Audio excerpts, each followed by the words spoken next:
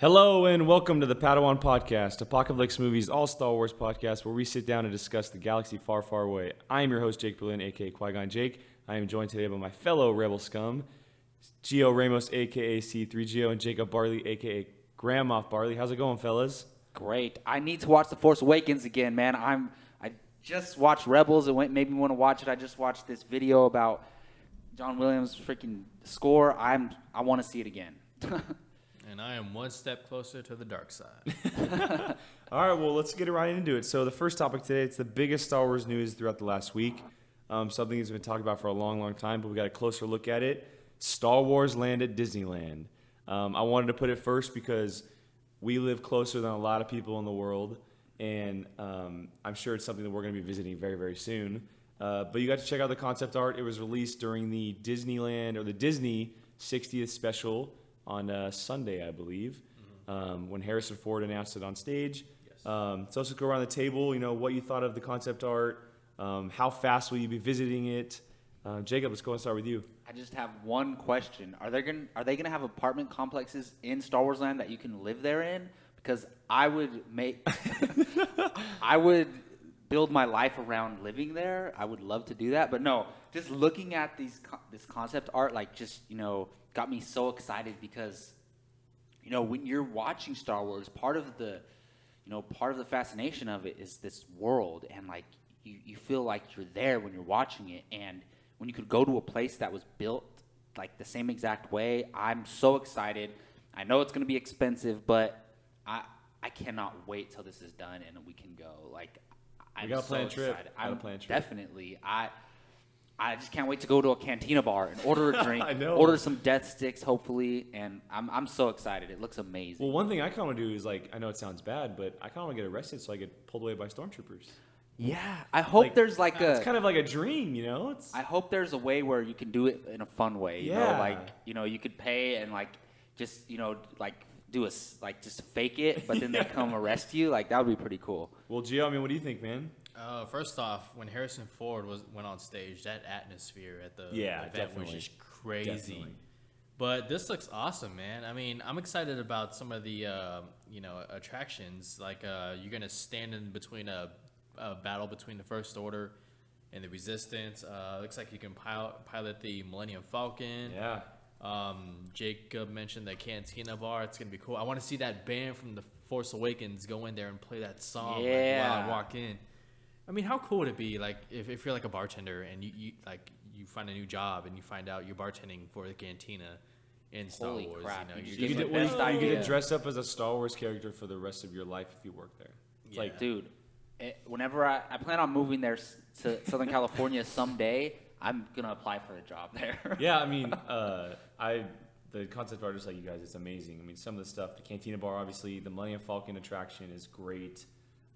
Just looking at it all, it looks like it's going to be extravagant, everything that we've always wanted from a Star Wars land.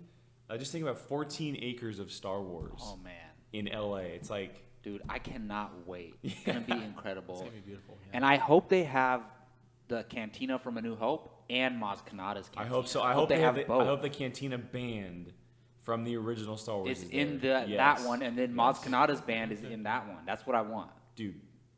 Sound off, band off between the two. That would be awesome, dude. I cannot wait.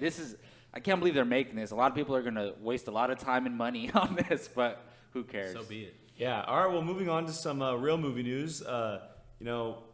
With Rogue One approaching quickly, I kind of want to talk about. We've been expecting a trailer for a while now, and we don't know when we're gonna get it. No big events are coming soon, so we don't know when it's gonna drop. More than likely, Captain America: Civil War, which is what we're expecting. But I kind of want to go around the table and get your thoughts on when we could be seeing a Rogue One trailer, since the movie is now 10 months away. Yeah, I think it's just going to be on some random day. We're going to wake up, Rogue One trailer's out! Or it'll either come a couple days before Jungle Book, because every time they say they're attaching a trailer to a movie, it goes online a couple days before. So it'll be either a couple days before Jungle Book or a couple days before Captain America: Civil War. Either one I'm cool with. Even though I'm going to watch it when it comes out online, it's such a different experience watching it on the big screen. So I'll be so excited to see it either before Jungle Book or Civil War. That's a good call. Gio? I'm gonna say it's gonna come out a couple days before Jungle Book. We all thought the Captain America Civil War trailer was gonna come out when Star Wars came, but it actually came out A couple weeks beforehand, a couple weeks before, yeah. So I'm gonna go ahead and say around the time the Jungle Book releases, it's Disney's next biggest thing besides their Marvel Cinematic Universe and Zootopia. No. Hey, that movie might crush. Yeah, though. I think it will, but not live action. Yeah. So I mean, CGI. that's just my prediction. Yeah, We'll see. I'm with you guys, but I also wanted to ask, when we saw the Force Awakens trailer, it was a small teaser trailer, reintroducing us to this world. Are we gonna get a full length trailer, or No. is it gonna be a It's small gonna be teaser?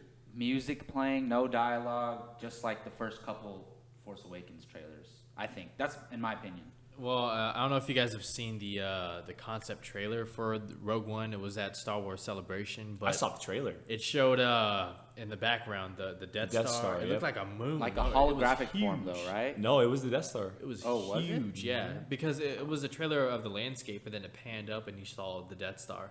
It looked amazing. I think you're gonna have a voiceover of Felicity Jones. Maybe they'll show her character, but Do you think we could be seeing a final actual movie version of that same trailer? Yes. There's a reason why that was the concept No, art. Yeah. I think it'll be longer and Okay.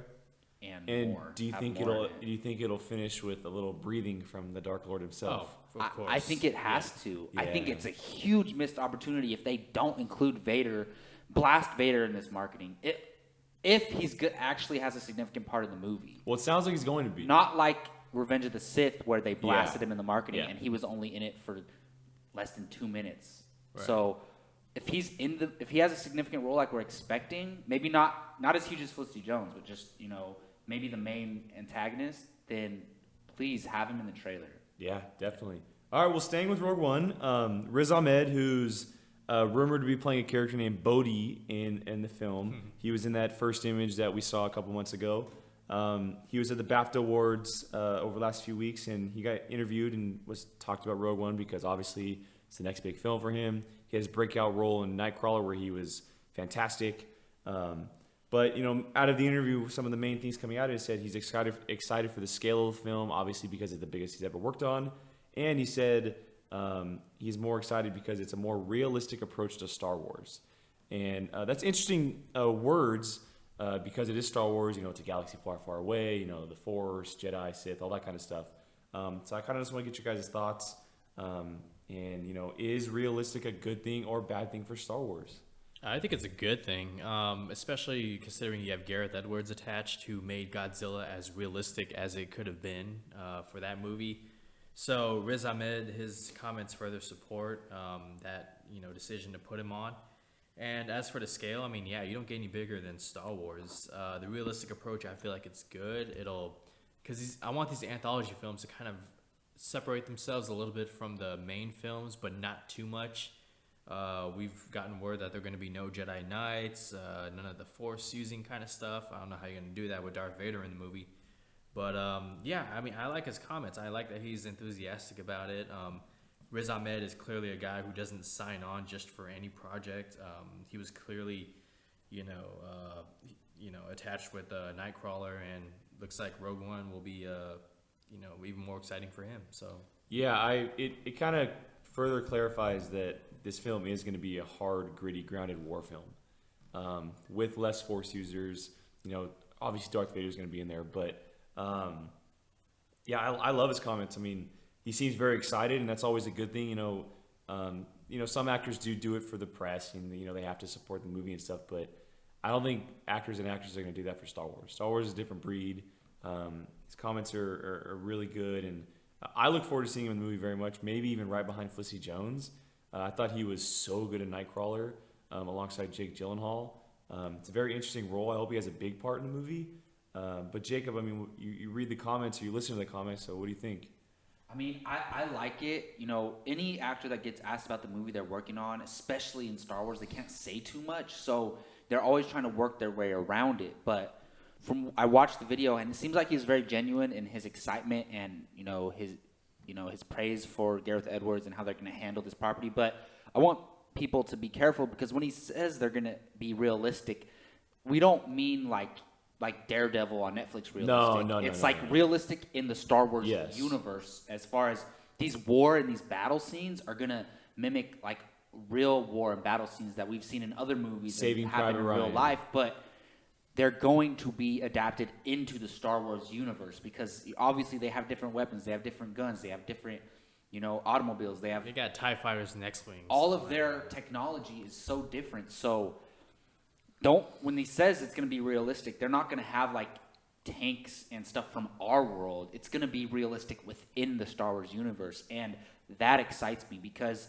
all the episodic films are so grand scale and they're so, they're such huge spectacles and there's so much going on. If you could just bring it down and, have, even though this has strong implications, like the Death Star being created, leads to something huge. But to me, it's similar like Ant-Man, where in Ant-Man, they prevented something from happening that would have been destructive to the world. In this movie, by stealing the Death Star plans, they're preventing something from happening, but maybe not everyone knows about it. But behind the scenes, they're doing this, to potentially save the galaxy. So I really like this, his quotes.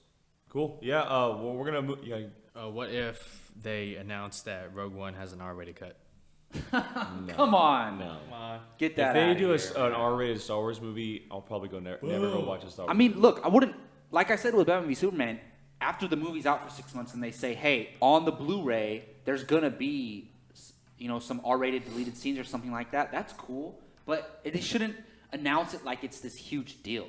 Not that Warner Bros. Did. I know, filmratings.com did. But still, I'm just saying it. Wait till the movie comes out before see when that started. even think about. All right. Well, stuff moving like on from that nonsense, we're gonna move on to a little video that we all three just watched. I'm gonna kick this one off. And it's called titled "The Sounds of the Galaxy." It's a featurette of John Williams and doing his score magic of Star Wars. We get to see a bunch of themes from Rey, the beautiful theme that captured everybody's attention, Kylo Ren, the March of the Resistance. Also see quick shots of a few of the actors listening and watching him do it. I thought it was just glorious. I mean, going behind the scenes and watching him do his magic for, he's been doing this for years and years and years, considered one of the greatest of all time. It's so telling of the hard work he puts in even at his age, and what he feels Star Wars should be with music and what it means to fans and everything. It's a great featurette, and to come out after so many weeks of The Force Awakens being out is really cool. Reiterating, hey, go see Star Wars again. It's kind of some good marketing tool as well. But I mean, Jacob, let's go to you. What do you think of the video after watching it? When you sent me the notes, I was like, I wanted to watch it, but I was like, I'll just watch this real quick. It's not going to be anything special. But then as soon as I turned it on, I just started getting these feelings when the music starts playing and you hear John Williams talk. And it's so magical because, like, look, I know he works with a band and orchestra when he does this. But, whenever I imagined it in my head, I just imagined him sitting at a computer, like, making the music on his computer. But he's working with a live orchestra to create these sounds and this music. And that's so amazing to me because I imagine, whenever I think of a music producer creating a score, I always imagine them on their computer. I don't know why. And I'm sure some scores do get made. It's that day and age, yeah. But he's working with a live orchestra. He's old school, so man. Beautiful. And watching this video, first of all, reminds me how much I want to see Star Wars The Force Awakens again. It'll be my 8th time. But also, it just reminds me again how powerful the music in Star Wars is. It's arguably one of the most important elements of the whole entire franchise. And I have the Star Wars Force Awakens soundtrack in my car, and I've been listening to it off and on. And at first, when I first saw the movie, I was like, yeah, the music's all right. But then seeing the movie again and again and again and listening to the soundtrack, this music is so special to me already. And I think with time, it'll stand up right up with the original Star Wars scores. So I loved watching this video. Yeah, I got to echo all that. Gio? Yeah, I mean, it reminds me of that video that J.J. Abrams released prior to The Force Awakens. Oh, I yeah, don't know if you it's guys similar saw to it. that, yeah. Like a featurette, it's always beautiful seeing John Williams, do the thing, kind of in the video in person. Yeah, exactly, yeah. Yeah, guys, he's one of these composers that when he's gone, and hopefully it's not for like another 50 years, there's only going to be one John Williams. Like, I don't see any composer today that will be, not that they need to be on his level, but like, for what he did for cinema, the industry, in general, just it's amazing, and it made me want to see Star Wars: The Force Awakens again. Exactly. Like, I want to watch it right. Well, that was probably their intention by putting this video out. Great marketing. Great Man. marketing. Yeah. So, I think it's great. Wonderful, guys. Check it out. Well, one last question about it. I mean, do we think that, or do you guys think this could possibly be a farewell send-off video? Because we don't know if he's coming back for episode 8. That's what I was just thinking about. But even if, eventually we're going to have to move on from John Williams, unfortunately. But I would love for him to just finish out this trilogy. But if he doesn't, I'm not going to be mad, because every single Star Wars score that's made from now to the end of time is going to be influenced by John Williams. So I'm cool with that. He's made put his print down on this franchise. So, and whoever they give it to next, they're not going to just pick anybody. They're going to pick someone who's going to treat it with care, and someone who, John Williams approves of, not officially, but just they'll probably ask his input, So, I hope he finishes a trilogy, but if he doesn't, I'm not going to be upset. I'm being half serious when I say this, but I kind of want John Williams to pull a Tupac, where like even after he goes, there's still music releasing. Like, 20 years later, it's Exactly. like how does he have another album coming out? I just want him to like. Hey, who knows what these composers Dude, do? Like when he's they're probably got archives and archives. guarantee I he want does. him to like Oh, yeah. have like a lot. He's probably got archives of unused stuff, that sequel trilogy of George Lucas that never happened. That's He probably scored that ahead of I bet he time. was working on stuff I hope for so. it. One can only hope. Yeah, so. Yeah. So, all right. Well, moving on. With the Oscars just around the corner, they come up on Sunday. I thought it'd be a good idea to talk about the Star Wars: Force Awakens and their Oscar chances and what they've been nominated for. So real quick, we're going to run through a few of their categories and what they've been nominated for. They've been nominated for Best Original Score, Film Editing, Visual Effects, Sound Mixing, and Sound Editing. Some may say they think they deserve more. Some think they may deserve less. But I kind of just wanted to go around the table. What did you like? What did you like them being nominated for? What would you have liked to see them being nominated for? And pick one category you see them possibly winning on Sunday night. So, Gia, let's go to you first. Oh man, I think Star Wars has best sound editing and mixing in the bag. You just think about the sounds of those TIE fighters. That lightsaber new sound, amazing. And Kylo Ren's lightsaber Yeah. sounds amazing. yeah. Well, even Finn's when he first It's activates a harder, more aggressive. Yeah. Now, visual effects, that could be a toss-up. The Martian, that Mars landscape. Mad Max. Film editing, I think Mad Max is going to take it, just because how do you make one long chase sequence into all that, glorious stuff? Original score, that's going to be the most interesting one for me, because you have Ennio Morricone, who is a name in Hollywood, against John Williams, which potentially is his last Star Wars. That's going to be a tough one. That's the one I'm most excited about. I can't wait to see who wins. But I think Star Wars at least has 2 in the bag out of these 5 So, categories. sound editing and sound mixing are your 2 choices. Yeah. Okay. Jacob? Yeah, the one I'm definitely most excited for is Best Original Score, because it's going to be tough, man. I think it's definitely between The Hateful Eight and Star Wars: The Force Awakens. I mean, I don't even remember the other scores. We just watched Carol, though. The score was actually pretty good. It's one of the things I noticed about Carol, but it's definitely between Hateful Eight and Force Awakens. I was looking at film editing. I was going to give it to Force Awakens, but there's some great, like Spotlight has some great film editing. Mad Max. Mad Max, even The Big Short has really good editing. Imagine having to edit that movie. There's so many all scene over the changes. place, yeah. So I wouldn't be surprised if The Big Short wins that. But I agree with Gio completely about the sound, best sound mixing, best sound editing. I think it has those pretty much in the bag. And visual effects is going to be tough, because of course it's great, but it's not like when Star Wars first came out, where it was the only movie that had great visual effects. You have some great. I think The Revenant has great visual effects. The Martian, all of these have great visual effects. I would love to see Ex Machina win that category, but that's just a personal thing. But I think Star Wars has a chance to win all 5 of these. But if I had to choose 2 for sure, it's definitely the sound categories. Yeah, well, let's make it 3 for 3. I think it's those two categories as well. I think sound mixing is the one, though. I think that's where they're going to possibly win. Sound editing for sure. Visual effects is a tough one. Film editing is a tough one, and original score is the one I definitely want to see. But I mean, all 5 of those, or all, the 4, I don't know about Bridge of Spies too much, but 4 of them definitely possibilities of winning that category. All right, well, we're going to move on from the movie news, and we're going to move to the TV show, Star Wars Rebels. We just got done watching a few episodes with Jacob and I, and, we're going to recap on the last 2 weeks of episodes. 2 weeks ago was Homecoming, and this past week was the Honorable Ones. So, Jacob, I'm going to start with you, man. What do you think of first Homecoming and then the Honorable Ones? So all right. So the past 2 times we reviewed Star Wars Rebels episodes, I said the same thing, that they felt like filler episodes. So now I'm putting my expectations, because that trailer that came out heightened my expectations. So I'm like, damn, they're going so big with this. They're going grand scale, and we still haven't seen anything other than space whales from that trailer at all. And there's been 6 episodes since the season picked up again, right? I think so, yes. So now I've lowered my expectations. I'm like, all right, until we get to the last 4, 5, 6 episodes, these are going to be, episodes that focus on different characters and try to explore different areas of Rebels, not just the Kanan, Ezra, Vader, Ahsoka storyline.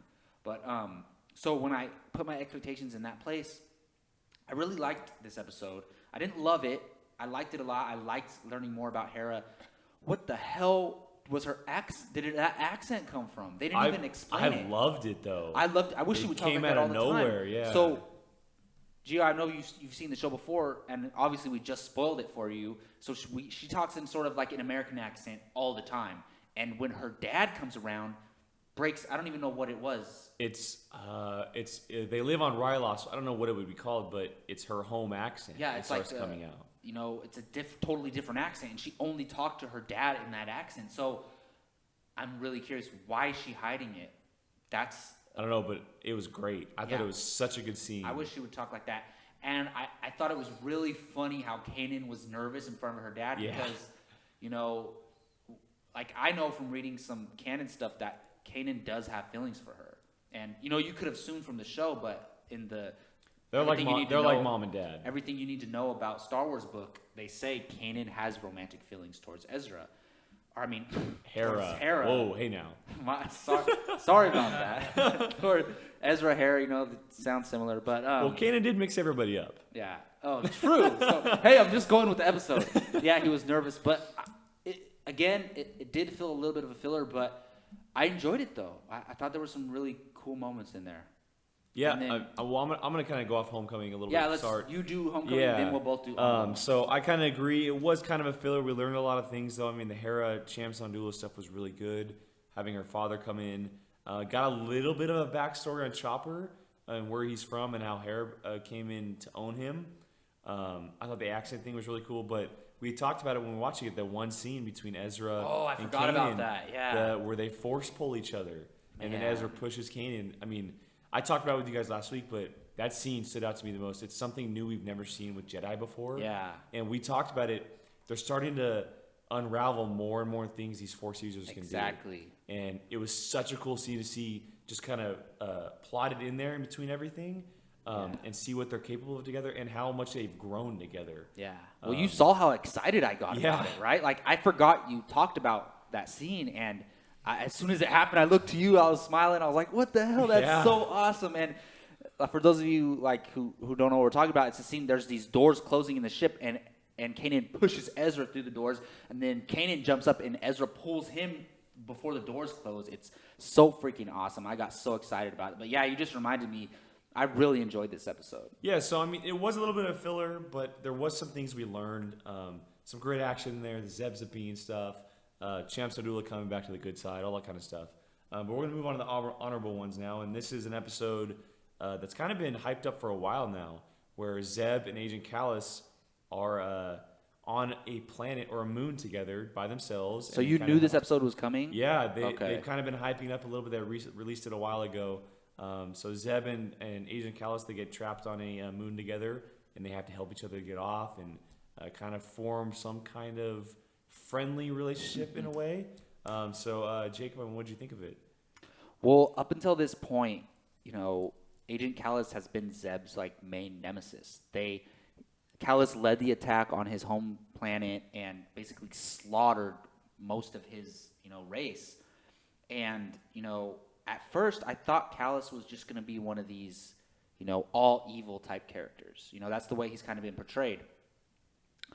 But from this episode, we learn he's a bit more than that. And I actually really loved this episode. Well, I don't know if you caught it, but Callus, he let Zeb know that he actually wasn't in charge of that attack. Oh, I know. Oh, he okay. said, I know I took credit for it. Yes. I think he was still the leading general technically, Yes, but yeah. the Empire forced him to do the slaughtering. And but before in the past when he's fighting Zeb and the rebels, he said, of course, he's like takes credit for it. But this is one of my favorite Rebel episodes of any of the seasons. Wow. I loved it because I love when they take time to explore, certain character relationship, because it's not just about the Jedis. It's not just about Kanan and Ezra and Ahsoka and Vader. It's about all these other characters too. And they create two characters that absolutely hate each other. And we learned that, by the way, these are spoiler discussions, right? Yeah. Okay. So we learned that Callus has a reason to. What's Zeb's race? The Lasat. He has. Did you hear what his whole crew? Yeah, there was a. So there was an attack against him and one of his squadrons or something, and a Lasat led it. Brutally killed his whole crew right in front of him after they were just already injured, laying on the floor. And he was the only one that survived. And to me, I'm like, holy crap! This guy has a reason to think negatively about the Lasat. So it's not just. It doesn't go one way. We don't. As you're watching the show, as a fan of the show, you want to root for Zeb, and you eventually want him to kill Callus or defeat him or lock him up. But now I'm like, I want to see their friendship going forward, and I'm curious. And the very end scene, you see Callus walk back into the Empire ship, and nobody's happy to see him. He's kind of torn. He's he looks around, and I got this feeling to where he's like, am I on the right side? And I think Callus is going to join the Rebels. Wow. I really do. Bold prediction. I do. And that little heated stone thing they're holding, it either is just what it seemed to be, it was just to keep them warm, and it's there as a reminder to Callus, what him and Zeb went through, or that stone is something more than what they're making it out to be. Either way, but I absolutely love this episode. One of my favorite Rebels episodes of all time. Bold. Wow. Yeah. I didn't love it as much as you, but I liked it. I didn't when the episode ended. I was gonna tell you that I loved it, but I wanted to save it for the podcast. No, I like it. I mean, that's a very bold prediction. I wanted to ask, do you think it's gonna happen before the end of the season? No, I think we'll get little hints towards it, because now I'm thinking. I thought Callus was gonna be one of these characters that was only going to be around for a couple seasons, but I think he's going to not become a main character, but he's going to be bigger than we initially thought. Interesting. And I think they'll just plant little seeds. I think he might see Zeb once, maybe twice again before the season's over, but I think that was the beginning of a change of heart for Callus and wondering if he's on the right side. Yeah, no, it was a very interesting episode, and like you said, all the stuff between Zeb and Callus, and it did feel like there was some kind of change of heart going on. Yeah.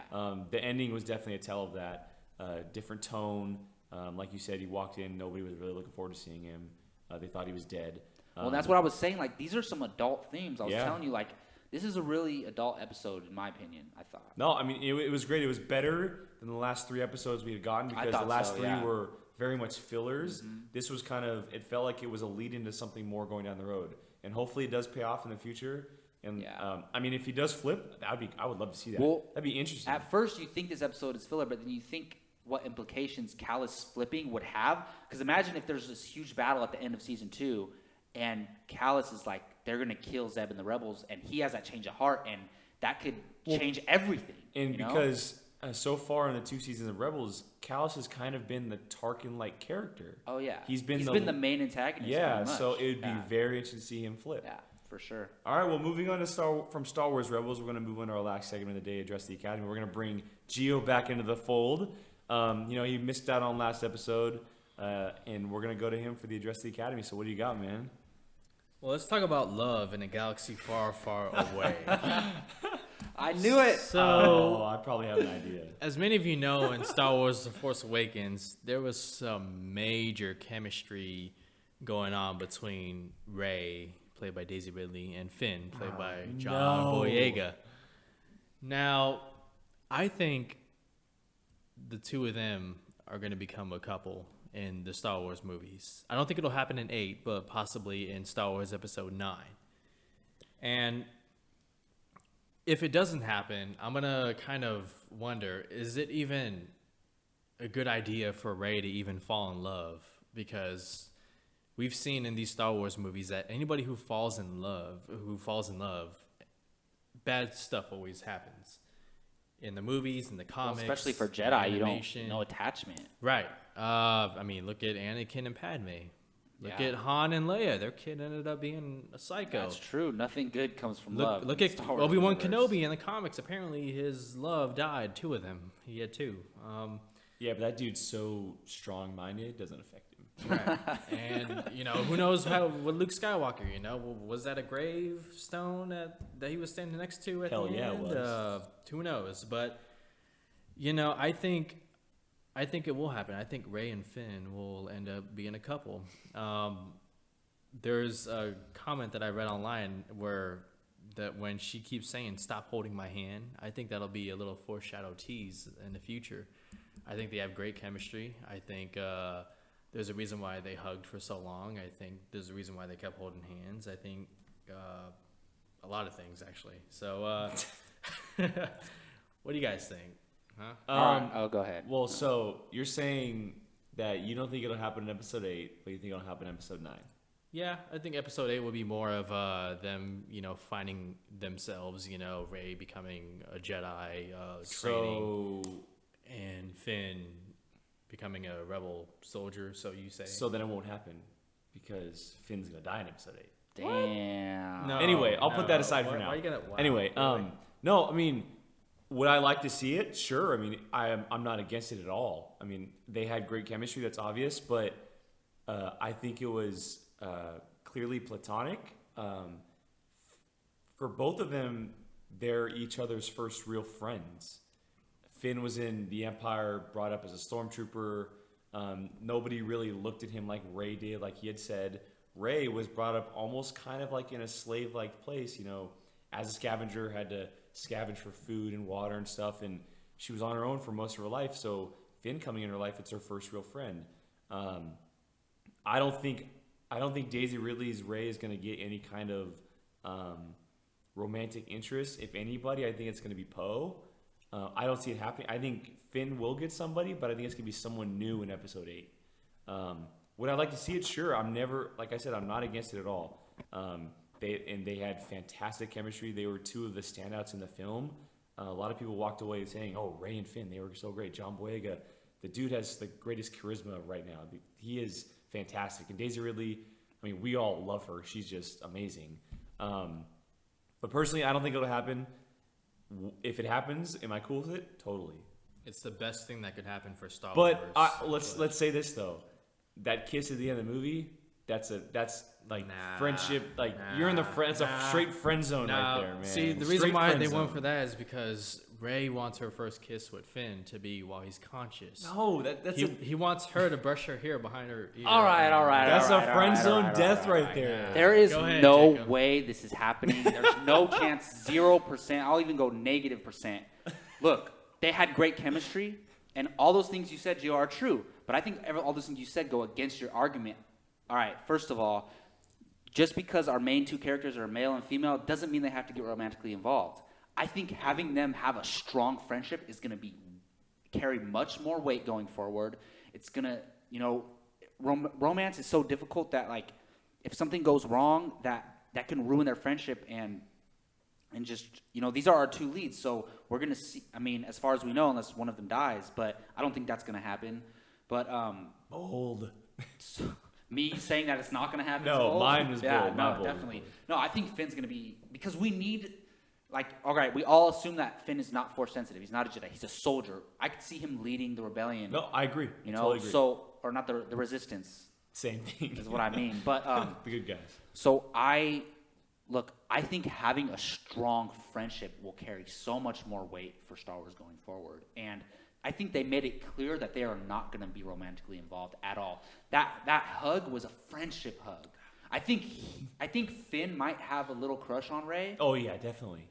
But I think it's more when he's saying to her, "No one ever looked at me like you did before." That is not romantic. Platonic. That's him saying he's never had a real friend. That is deep. The Empire is all all business, no play. Nobody's building real friendships as far as we know.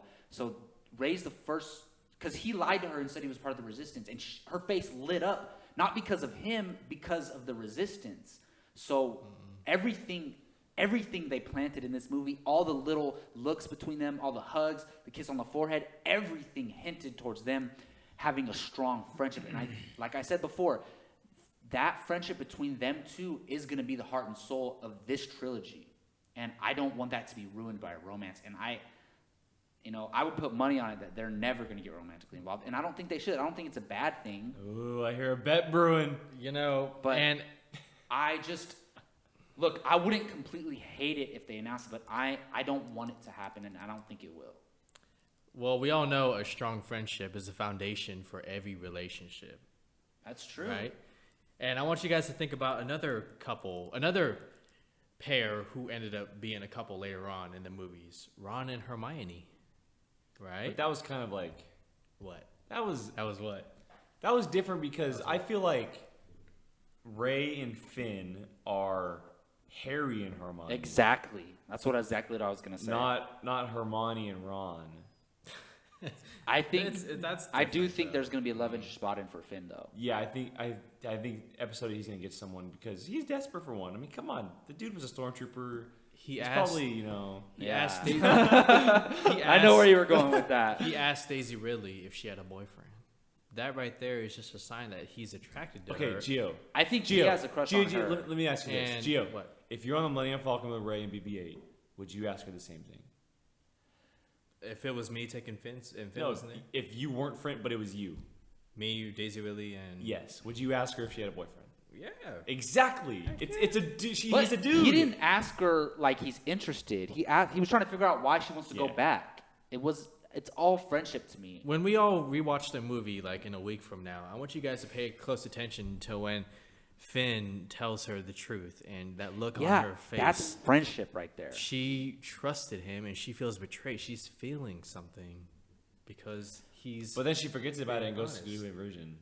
He's what? She forgets about it and goes to do her vision. I honestly think it would take away from the characters if they get romantically involved. I think they established that their friendship, and it would kind of ruin it for me. Well, oh man, it would ruin it for me. We've seen a master Padawan friendship, but we've never seen a real close age friendship because Obi-Wan and Anakin were different. They were very in age, but Finn and Rey, because they're so close, that friendship can go on for a very, very long time. But it's a very interesting question because everybody's been asking it. It's been all around the web. Yeah. A lot of people came out of The Force Awakens wondering. That's for sure. I just personally don't think so. Well, I'm willing to bet on that. We'll talk about that later. We'll have to do an over-under or some kind of bet on the next Padawan. Yeah. So. Yeah, I'm down. All right, well, that's going to wrap up our Padawan today. I'd like to thank my fellow Rebel scum today. Gio, where can they find you online, man? You guys can find me on Twitter at GioRamos24 and on Apocaflixmovies.com every day. Jacob? You can find me on Twitter at JacobBartley_, on Instagram, Jacob Brian Bartley, and on this Apocaflix movie news channel. Please subscribe. Please hit that like button. We really appreciate it. Yes, and you can find me, your host, Jake Berlin, at Twitter, Instagram, at Qui-Gon Jake. Check out everything we're doing on this channel, reviews, movie news, Padawan Podcast, Rumor Central, and thanks for listening.